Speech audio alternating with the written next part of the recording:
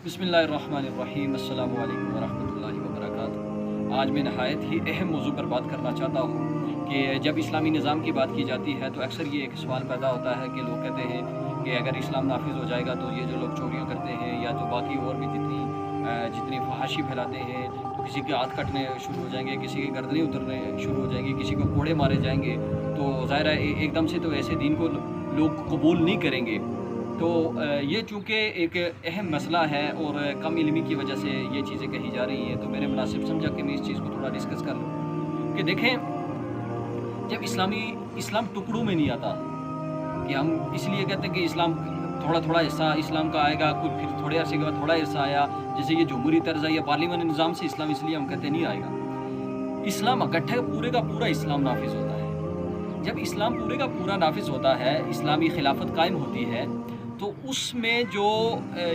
जैसे बेहयाई फैलाई जाती है जिसकी वजह से इस्लामी हदें नाफिज़ होती हैं, तो पहले इस्लामी हुकूमत जो है इस्लामी माशरत प्रोवाइड करेगी। मिसाल के तौर पर कुछ मिसालें दूंगा, ये तो एक तवील एक टॉपिक है, लेकिन चंद एक मिसालों से समझाने की कोशिश करूंगा कि जब इस्लामी माशरत इस्लामी हुकूमत कायम करती है कि जिसकी वजह से जैसे माशरे के अंदर इस्लामी हुकूमत ऐसी तालीम देगी कि हर बंदा शौरी तौर पर, हर बंदे के अंदर शौर आएगा, उसके अंदर तकवा पैदा होगा, उसको ऐसा माशरा प्रोवाइड करेगी जिसके अंदर बेहयाई, फहाशी और रियानी नहीं होगी। उसको ऐसी तालीम देगी इस्लामी हुकूमत जिससे वो फहाशी से बचेगा। उसको ऐसी टेक्नोलॉजिकल चेंज, जैसे आपके सर्च इंजन्स हैं, इस तरह की वेबसाइट या इंटरनेट पे इस तरह का जो मवाद है जिससे बेहयाई, फहाशी और रियानी फैलती है, वो टेक्नोलॉजिकल चेंजेस लाएगी इस्लामी हुकूमत कि ऐसा मवाद, ऐसी फहश चीज़ें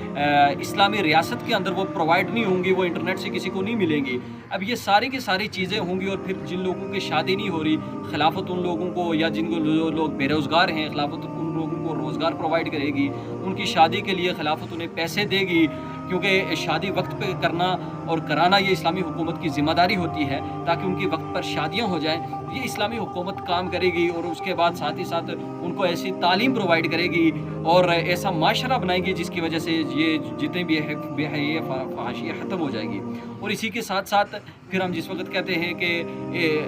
किसी के हाथ कटनेंगे, ये चीज़ें होंगी, नाइंसाफ़ी है, तो फिर इस्लामी हुकूमत ऐसा आदिलाना निज़ाम प्रोवाइड करेगी जिसकी वजह से